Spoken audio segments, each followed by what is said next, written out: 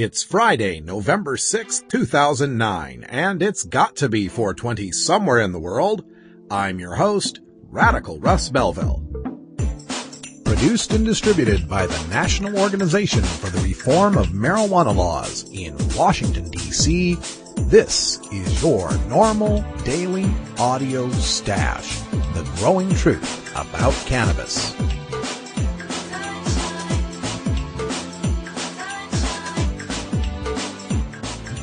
Welcome to the most popular podcast regarding marijuana in all of America and all the world, featuring interviews with scientists, politicians, doctors, prohibition policy activists, regular cannabis consumers, musicians, and NORML staff and NORML's board of directors, along with music and comedy no other podcast can offer. You can always find out more about our show at our website, stash.norml.org, and continue the education and conversation on our blog as well. We're ending marijuana prohibition with education, one listener at a time.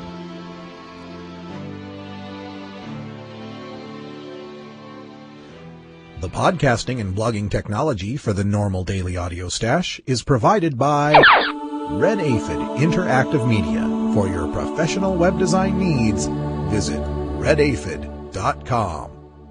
Good day, Stashers, and welcome to the podcast. Glad to have you here.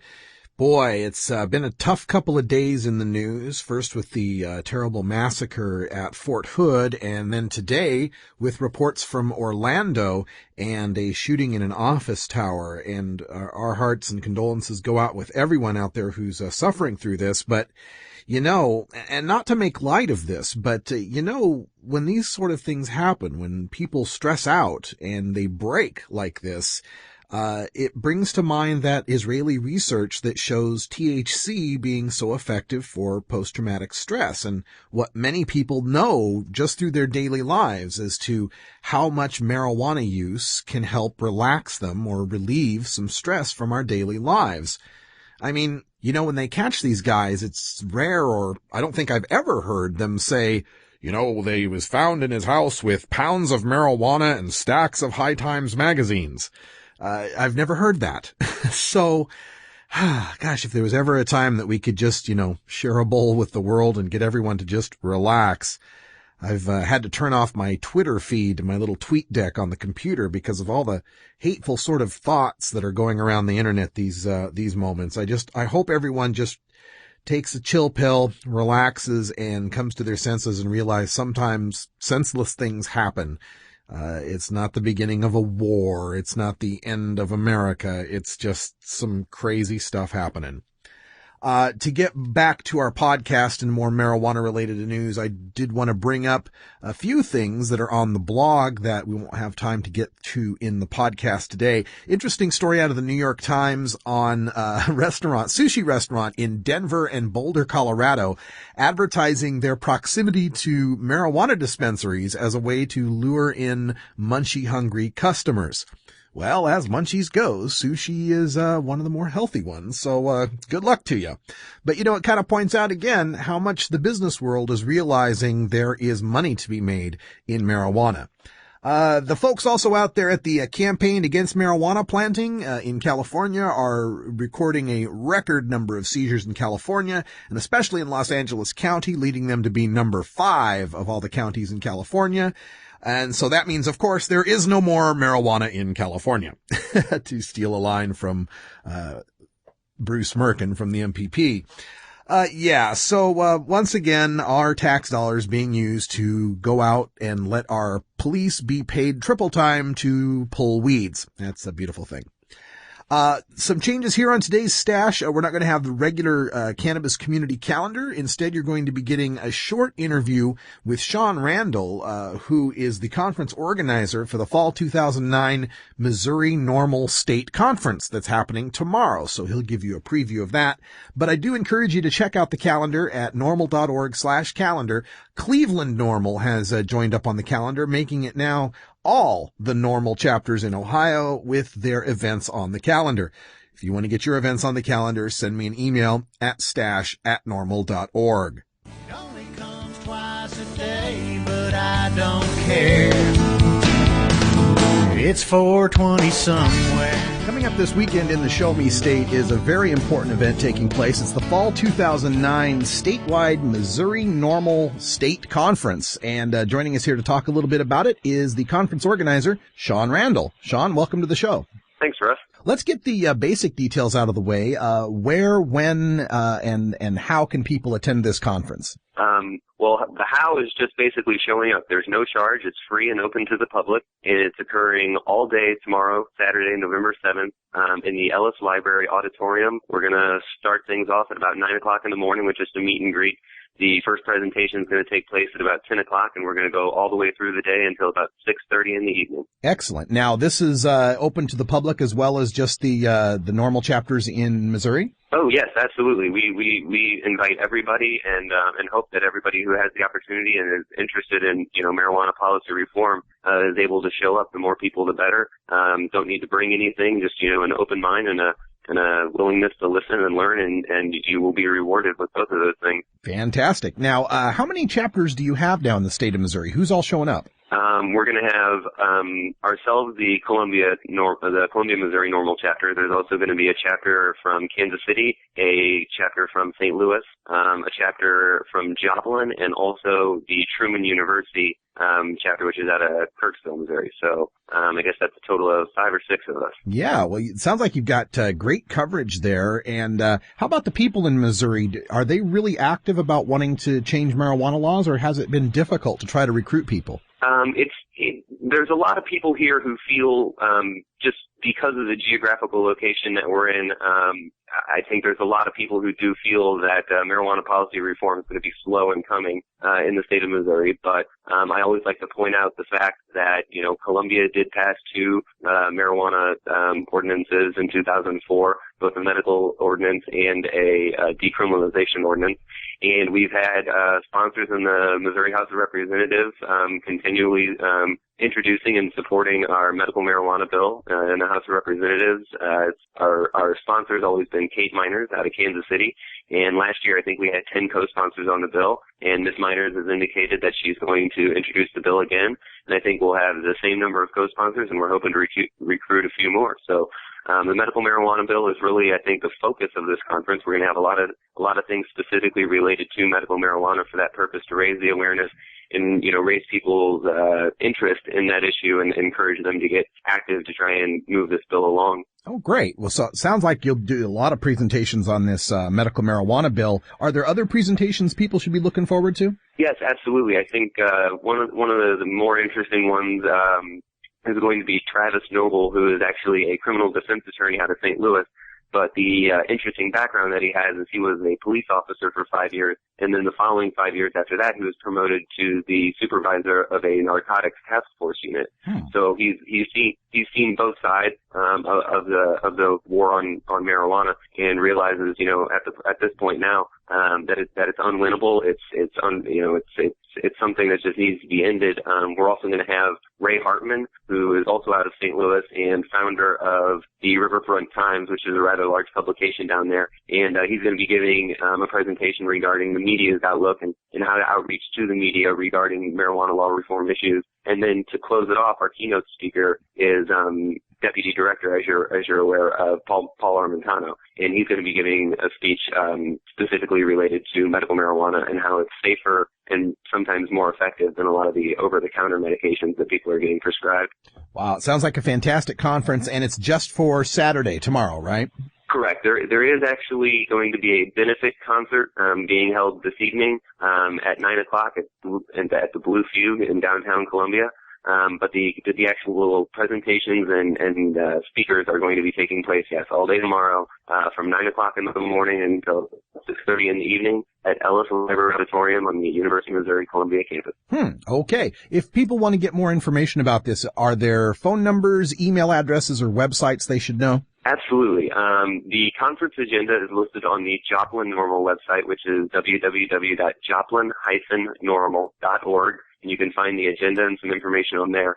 I also suggest that people give me a call. I'll be more than happy to give them some more information. They can always reach me at 314-330-8340. And they could always give me an email as well at sp, as in Paul, R, 5x4@gmail.com. All right. Well, Sean Randall is the conference organizer for the Fall 2009 Missouri NORML State Conference. Check out all of those contact information to learn more about it, or just log on to stash.normal.org. We'll put the links up there to make it easy to find. Sean, thanks for joining us, and good luck and have a great conference tomorrow. Thank you very much, Russ. It's a NORML shout-out. We've got two shout-outs today. First of all, to the chapters in Florida, and specifically to my friends at the University of Central Florida in Orlando. Do what you can to respond to this tragic shooting in Orlando. See if you can arrange a blood drive. Make it so that people know that we cannabis consumers care about more than just legalizing cannabis. We want to do that to make the world a better place for everyone. So help out any way that you can. Also, a shout out to my friends just across the river in Vancouver, Washington. If you're interested in getting involved in a little bit of a media splash, send me an email at stash@normal.org. We've got a story coming up in the hemp headlines about the pitcher from the San Francisco Giants who got busted for weed possession just outside of Hazeldale, and he's going to be arraigned at the the district court in Vancouver on Monday, November 23rd. So I'm looking at getting people there to make a bit of a media splash, got some ideas for some signs, and we'll be recording the whole thing for the Daily Audio Stash. So send me an email, stash@normal.org, with the subject Vancouver protest. Now, coming up on your Daily Audio Stash, we begin with your hemp headlines, beginning with that pitcher I was just talking about. Tim Lincecum from the San Francisco Giants busted just outside of Vancouver, Washington for a small amount of marijuana. In Florida, a jury takes just 14 minutes to convict a self-proclaimed pot pastor. And in Colorado, a man gets just about as much time for dealing marijuana as the home invaders that killed his daughter. We've also got a special edition, a stupid stoner story for the day, although really it's more of a stupid drunk story. For our Daily Toker Tunes, we got one more song from GarageBand.com. This comes from a group called Woodstone, and it's called Grass. And in our NORML Newsmakers, we're speaking with David Clark, an attorney from Atlanta, Georgia, who is also the executive director of Georgia NORML at georgianormal.org. He's got a new book out to help you get out of a pot charge in the state of Georgia. All that and more coming up on your NORML Daily Audio Stash. Hello, I'm Paul Stanford from the Hemp and Cannabis Foundation, or THCF. Medical marijuana is legal in 13 states today, and THCF has clinics in 8 of those states. Our doctors help qualified patients obtain an authorization for medical marijuana in their state. Patients are eligible for medical marijuana with a history of either severe chronic pain and or nausea, cancer, AIDS or HIV, hepatitis, glaucoma, seizure disorders like epilepsy, chronic muscle spasms such as multiple sclerosis or asthma, neurodegenerative diseases such as Alzheimer's, and gastrointestinal disorders like IBS or Crohn's disease. If you or someone you know has one of these conditions, our doctors will help you obtain a permit for medical marijuana. THCF Medical Clinics has offices in Washington State, Oregon, California, Colorado, Hawaii, Nevada, Montana, and now Michigan. Call 1-800-723-0188 or go to the web at hemp.org or 1-800-723-0188.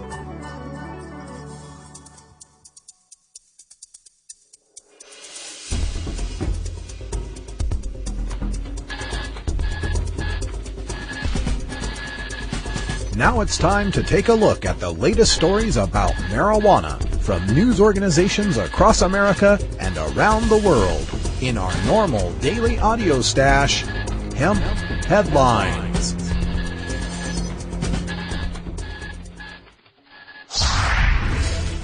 Tim Lincecum, Cy Young winner, 2-time All-Star, number 1 in strikeouts, number 2 in batting average, number 2 in ERA, cannabis user. From the Clark County Columbian. Tim Lincecum, star pitcher for the San Francisco Giants and a 2-time All-Star, is facing charges of misdemeanor possession of marijuana after being stopped for speeding on Interstate 5 in Vancouver last week. A Washington State Patrol motorcycle trooper working with a laser device timed a 2006 Mercedes-Benz doing 74 miles per hour northbound in Hazeldale near Northeast 78th Street at 8:23 a.m. October 30th, WSP trooper and spokesman Steve Schatzel said. The speed limit there is 60 miles per hour. The trooper pulled the Mercedes over. When the driver, Lincecum, rolled down his window, the trooper smelled marijuana. He asked Lincecum to hand it over, and Lincecum reached into his dashboard console and produced a small pouch and a pipe, Schatzel said. The amount was 3.3 grams, Schatzel said, which is considered only enough for personal use. Lincecum did not appear to be impaired behind the wheel and is not being charged with a felony crime, Schatzel said. Another top athlete who is playing in his prime and is a current marijuana consumer. Now, I don't follow Major League Boring Ball, but even I can tell you that winning the 2008 Cy Young Award means this guy is one of the best. His stats show that over the last 2 years, Lincecum ranks first or second in the National League for strikeouts, ERA, and batting average, and ranks second to fourth in wins and innings pitched. Washington places felony possession at 40 grams, so he doesn't face much of a punishment when he's arraigned this Monday, November 23rd, in Clark County District Court, right across the river from me in Vancouver, Washington. I'll be there getting audio for the stash, and I'm encouraging any supporters in the Vancouver area to join me. I have ideas for big picket signs reading, "Another successful cannabis consumer," over the huge blow-up pics of Michael Phelps, Antonio Holmes, and other high-profile athletes who've recently been busted for weed. As I follow the coverage of the incident, one theme that repeats is that he won't be punished much by the law or by baseball, but that, quote, "the hit to his reputation will be worse than the penalties," end quote. Why must this be the case? Lincecum is just one of 22 million adults who will enjoy cannabis this year and still manage to have a productive and remarkable life.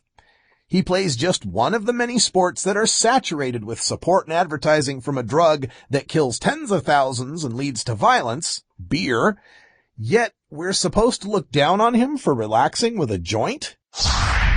Jury takes 14 minutes to convict self-proclaimed pot pastor. From Viera, Florida. Florida Today. A Brevard County jury today convicted a 53-year-old man who said he uses marijuana for religious and health purposes of illegally harvesting more than 100 of the plants in his Palm Bay home. It took a jury 14 minutes to convict self-proclaimed minister Stephen Swalick following a 2-day trial. Swalick faces up to 10 years in prison following a conviction on 1 count each of possessing and manufacturing of marijuana. He also was convicted on 1 misdemeanor count of larceny with relation to a utility fixture for tampering with electrical wiring in his home. Circuit Judge Jim Earp wouldn't let him testify about his use of marijuana for religious purposes. But as part of a motion asking the judge to allow the evidence, Swalick testified outside the jury's presence that he is affiliated with the Hawaiian Cannabis Ministries, which mandates use of the drug. This Hawaiian Cannabis Ministry will sell to you and anyone who logs on a sanctuary kit for just $250. This kit allegedly, quote, provides you with proof of your legitimacy as a religious practitioner of cannabis sacrament, end quote. They claim it provides a, quote, successful religious defense to prosecution, end quote. Looks like it didn't work for Reverend Swalick. Even if Judge Earp did allow Swalick's religious testimony, it wouldn't work, and hasn't worked for plenty who have tried. I wonder how much of Swalick's and others' $250 donations to the ministry will come back in the form of legal defense funds for an appeal. Look, I am all for religious use of cannabis, and I believe many people's sincerity when they call it a sacrament. I don't think anyone should be arrested or locked up for any use of cannabis, whether you think it's holy or whether you just think it's gnarly, dude. But all the "it's my religion" claim is ever going to get you in an American court is a nice quiet cell and plenty of time to read your holy book. I'm not saying that it's right. I'm just saying that's the facts. Point to the precedents over ayahuasca and peyote all you like, but no court is going to allow cannabis as sacrament because doing so undermines the government's compelling duty to protect the citizenry from the evils of legal weed. Only full legalization for all people, even healthy atheists, is going to provide patients and practitioners their right to access legal medicine and sacrament. Convicted pot dealer sentenced to slightly less time than home invaders who killed his daughter. From the Denver Post.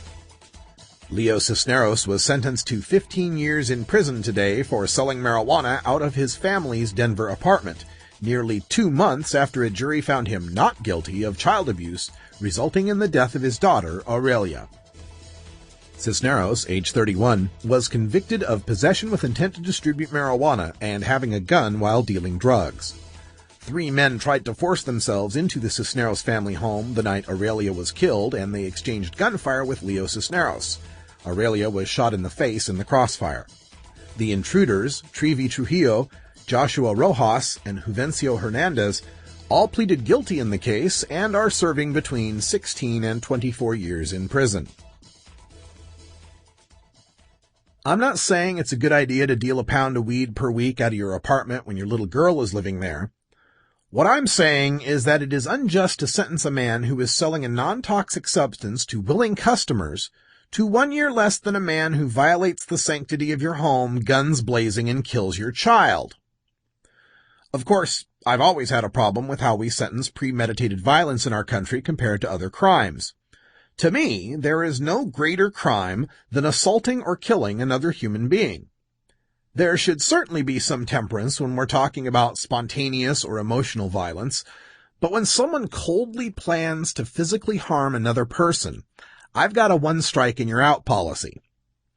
For example, take Bernie Madoff. A really rich guy suckers some other really rich people into throwing away more money than I'll ever see on a too-good-to-be-true Ponzi scheme. The really rich people who were snookered lost a lot, but it's not like you're going to see Kira Sedgwick and Kevin Bacon standing with a "Will Act for Food" sign on a freeway on-ramp anytime soon. And it's not as if, once this was all revealed, Bernie Madoff was going to be able to pull it off again. But for the sake of preserving society and punishing Madoff, he's sentenced to 150 years and will never see the light of day again.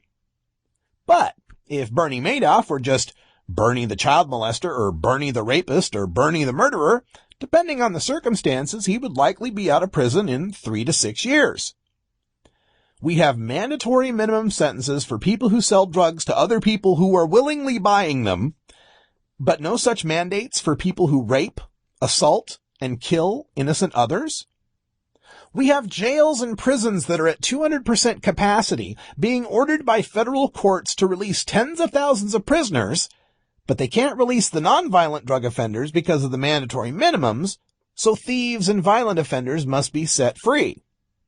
I'm just saying.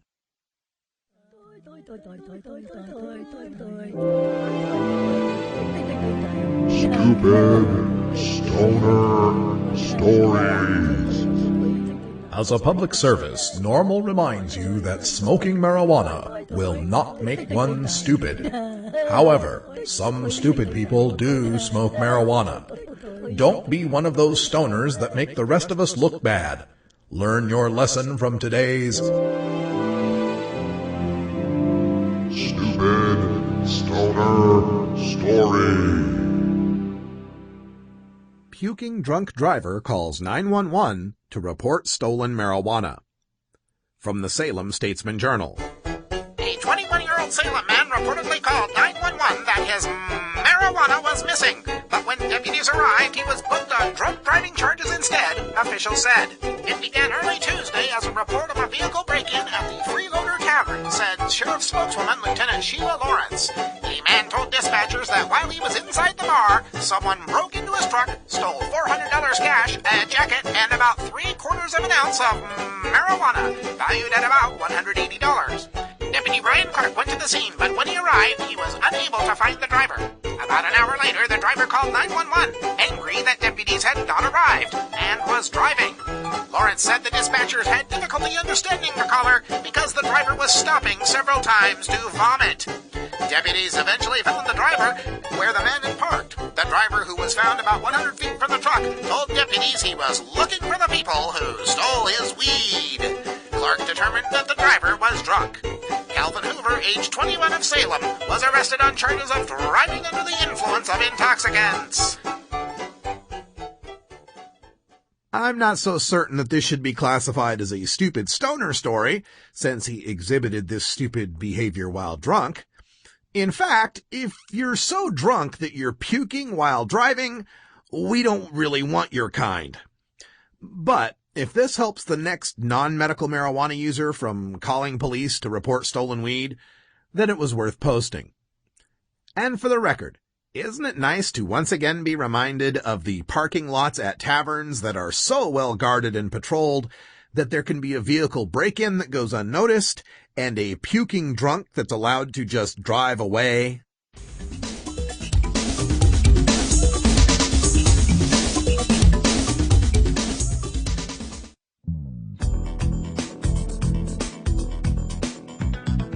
Hi, this is Alan St. Pierre, the Executive Director of NORML. We are the oldest, largest, and best-known marijuana law reform organization in America, and it's all because of your support. Take some time to join NORML at www.norml.org. Your membership supports this podcast, our websites, our policy research and analysis, and our annual conferences. Changing marijuana laws is a grassroots effort, and it starts with you, the stakeholder. Join NORML today and add your voice to the millions of cannabis consumers who demand equality with our beer-drinking friends.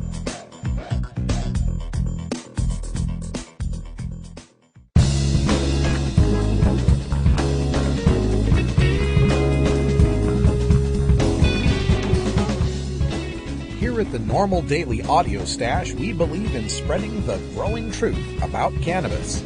One way we reach out to the cannabis community is through 420-friendly music from all genres that uplifts, entertains, and informs the public. Our PodSafe music is donated by freedom-loving musicians who share our goal of ending adult marijuana prohibition. If you'd like to submit your song to be played on the Daily Audio Stash, send it to us at music@norml.org. We'll help promote your gigs, recordings, and websites, and maybe even interview you about your musical career. Now, here's some more great independent marijuana music for today's Daily Toker Tunes. Woodstone is a band out of Kansas City that brings us this experimental rock track, Grass. Woodstone consists of 3 members with multiple talents. Drawing influence from the sounds of the 60s and 70s garage band, Woodstone gives us a vintage feel that gets combined with grunge, blues, funk, and good old-fashioned rock and roll. Nick McEwen handles guitar and vocals, Tom Noel plays bass, and Ryan Shellady rounds out this traditional rock 3-piece on drums. This is another group whose website takes you to a dead link, so if anyone in Kansas City has any information on Woodstone, please let us know at stash@norml.org. This is Woodstone with Grass.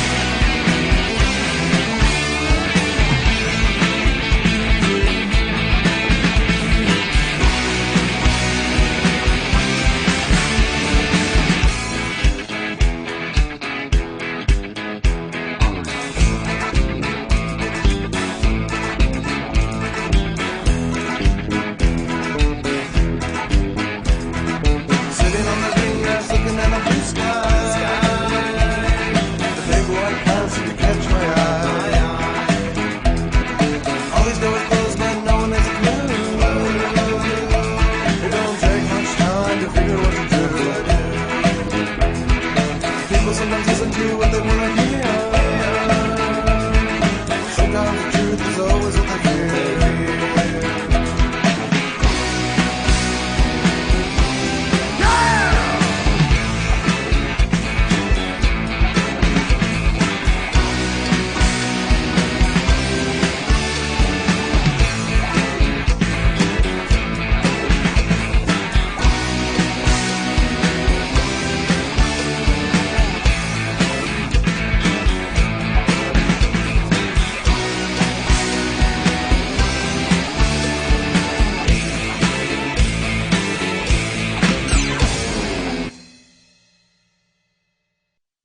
Hey, how's it going? My name's Will. I don't work at a used record store. I don't own an iguana, although I'm sure they make great pets.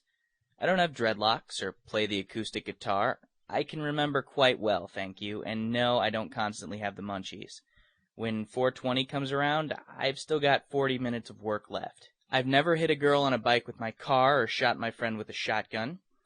I've never had to apologize for letting a girl I was watching drown in a pool while I was getting high because, duh, I wouldn't be getting high if I was around children.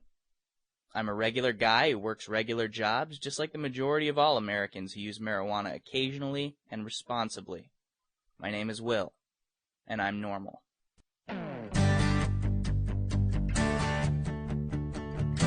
NORML, unlike any other marijuana or drug law reform organization, is built from the ground up by grassroots activists who are peaceably assembling to petition our government for a redress of our grievances, specifically regarding our inalienable right to the pursuit of happiness through the use of cannabis for medical, social, and personal reasons. We are the Marijuana Smokers Lobby, and we aren't just anti-prohibition, we are pro-marijuana. Every Monday, we take some time to talk to the citizens in local NORML chapters across the country and around the world, as well as others who are working to make a difference in the fight to end adult marijuana prohibition in this segment we call Grassroots Activism. Joining me on the phone right now is the Executive Director of Georgia NORML, which you can find at ganormal.org, David Clark. Welcome back to the show, David. Hey, Russ. How you doing? Hey, I'm doing great. And, of course, one of the reasons we've got you here on the show is because you're doing great work down there in Georgia. You've a pretty brand new chapter. What has happened since we last talked to you as far as Georgia politics and the activities of Georgia NORML? Well, we've been doing great. We had some controversy over the summer. You probably remember Tommy Benton, this Neanderthal politician who wanted to cane people who were caught with marijuana. So we had some hubbub over that, and since then, we've gained some real allies in the press. We had Cynthia Tucker, who is a Pulitzer Prize-winning journalist for the Journal-Constitution, has been writing lots of pieces on ending the war on drugs, ending prohibition, reacting to the Eric Holder announcement from the federal government. And Bob Barr has stepped up as well. Just last week, both of them wrote really powerful editorials in the Atlanta paper, which is the biggest paper in Georgia, the Journal-Constitution. So we're getting some powerful allies here. Bob Barr used to be a congressman out of Georgia, and as you know, Russ, he used to be a prohibitionist but changed his spots and now is a strong libertarian who wants marijuana legalized and is working hard to help us. That's great. And as far as trying to get organized in Georgia and get people to step up, you know, I'm kind of spoiled. I'm up here in the Pacific Northwest where it's a little easier to be out of the cannabis closet. Tell our folks that are listening, you know, what it's like to be a cannabis consumer in Georgia, what they're facing as far as the social stigma in the South in particular. Yeah, it's tough for us. It's a whole different world than Colorado, where I last met you, and probably Portland and Oregon there too. We have no medical marijuana in Georgia, and right now anybody who is using medical marijuana is likely to be arrested and put in jail. Unfortunately, I just got an email this morning, a tragic story. I think you sent it to me or hooked me up with these people. They're going to come out and help us because their story is so pitiful. This lady was using cannabis. She was growing peacefully in her home way up in the Georgia mountains, not bothering anybody. And they arrested her on felony drug charges. And thanks to her lawyers, she was able to get that reduced to misdemeanors. But still, it was a terrible ordeal for her. It's tough in Georgia, except in maybe downtown Atlanta, but, outside of the Atlanta metro area, it's tough. People are going to jail for a joint for less than an ounce. It's ridiculous. Well, that brings up the subject of the book that you've got out now, and we want to make sure everybody in Georgia can get their hands on a copy of this. It's 101 Ways to Beat a Marijuana Charge in Georgia by David Clark. First of all, where can people get the book? Well, thanks for the plug, Russ. It's available at lulu.com, Lulu.com. If you search for 101 and marijuana, my book will be the first on the list. And that's the easiest way to get it. The other way, you can encourage people who are not NORML members. We have a deal going with Georgia NORML that if you donate $100 to Georgia NORML, you get a free book. Oh. So we've had a couple of dozen people actually donate $100 to NORML, and we're doing pretty good with the fundraising, getting these, using the book as an incentive. So, that's part of the reason I wrote it. And, the other reason, of course, is that in Georgia, the first step in helping, cannabis users is to help their lawyers get them out of jail. So, within that regard, we're also, sponsoring a lawyer seminar in March of 2010, NORML is, to educate lawyers on how to get people out of marijuana charges, how to minimize the damage, and how to make constitutional arguments to protect medical marijuana users as well. So is this book aimed primarily at the legal community, or is there a lot that folks that are just, plain old cannabis consumers could learn from it? Well, kind of both. What the book says is read this book and then give it to your lawyer. Because like the first two chapters, you could probably guess what the first two chapters are, Russ. The first one's don't consent to any search. And the second one, don't talk to the police. Yeah, that's right. So those two are definitely for the cannabis user. However, a lot of the book is getting into detailed legal arguments that you can use under the Fourth Amendment to attack everything from search warrants to roadblocks to traffic stops, to police brutality and everything else, racial profiling. And I go into detail on how to address the issues in your case and use technicalities to get around things and to try to beat your case in court. Excellent. Well, that's kind of a combination. Yeah, that sounds like it's going to be a great resource. And I always encourage people to kind of learn a little bit more about the law. You may not be a lawyer, but you can at least learn the basics of how to protect yourself and to protect your rights and make it easier for your lawyer if you do end up in court. That's what I always try to stress here. Absolutely. Looking forward here in the state of Georgia and the work of Georgia NORML, you talked about Tommy Benton, this legislator who is open about his cannabiphobia. Are those sentiments shared by a majority of Georgia legislators, or is there some hope? Are there some bright spots in the Georgia legislature that could be helpful? Well, it's really hard to find rays of hope in the Georgia legislature right now. They're very, very conservative. But times are changing. And one thing that's indicative of kind of the attitude down here is even Tommy Benton himself, this guy who wanted to physically torture you and I if we get caught in Georgia with a joint. He even says, oh, well, medical marijuana is different. If someone had a recommendation from a doctor and they were using it, I wouldn't have a problem with that. So go figure, as we say down here. I think that's common. The AARP poll, I'm sure you know about that, it said that even 70% of the people in the South have no problem with legitimate medical marijuana applications. So that's what we're focusing on, is helping out the patients first, who right now risk getting thrown in jail and having their lives ruined over treating their illness with cannabis.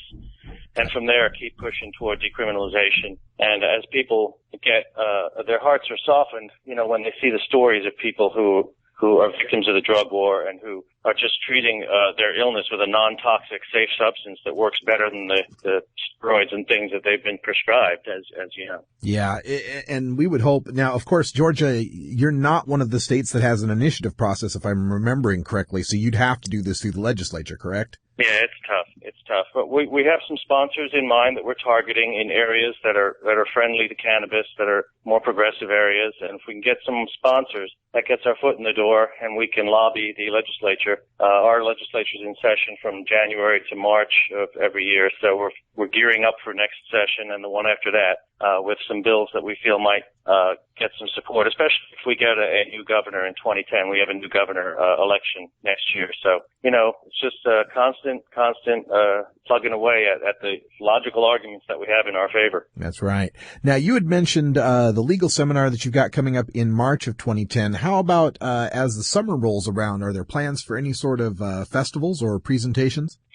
We'd like to get there. We're definitely going to have a music event with tabling and education, and we're getting a lot of support from National NORML. Both Keith and Alan St. Pierre offered to come down and help in Georgia if they could, and of course, Russ, you help us all the time. So I'm sure that next summer we're going to bring back the Pot Festival, hopefully, to Atlanta, where we have an easier time with demonstrations and rallies. And we're going to get some musicians on board and help spread the word. And our email list is just growing like crazy. So, as people become less timid and come out of the closet and realize they're not going to get in trouble just for helping us because we're a legitimate political educational organization, we're getting more and more supporters. I get calls every week now. Well, that's excellent. Well, let's get the other supporters listening right now all throughout the state of Georgia, because, some of them will be in more rural areas, and we can get some help to them down there too. Let's get you all together. David, let me give you a chance here to tell them how they can contact Georgia NORML.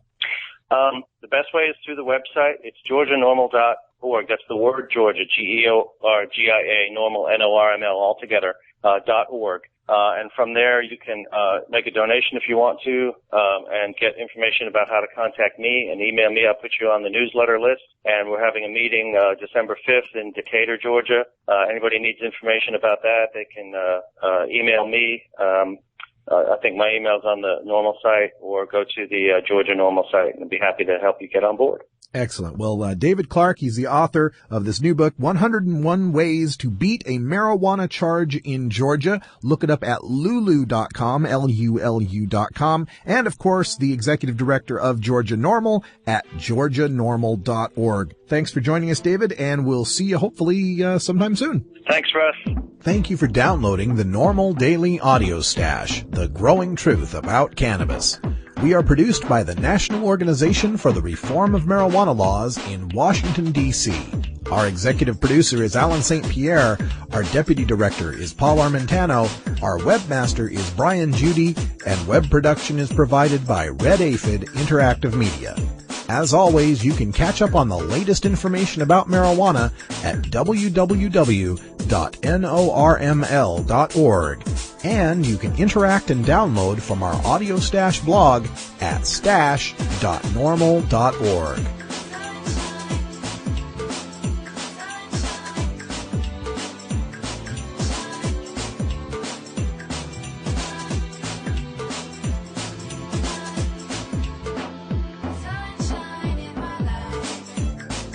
For everyone here at NORML, I'm your host, Radical Russ Belville, hoping all your harvests are bountiful and your encounters with law enforcement are non-existent.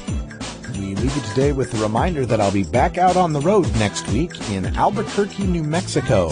I'm leaving late Tuesday night to participate in the Drug Policy Alliance's International Drug Policy Reform Conference.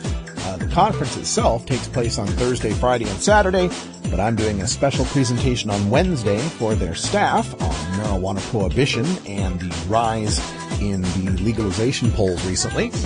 And then on Friday, I'm moderating a roundtable, including a drug policy reformer from Brazil and our own Alan St. Pierre, among others, on marijuana's cultural moment. That'll be taking place on Friday, and then I'm back home on Saturday for NORML Show Live. So anyone in the Albuquerque, New Mexico area, send me an email at stash@norml.org.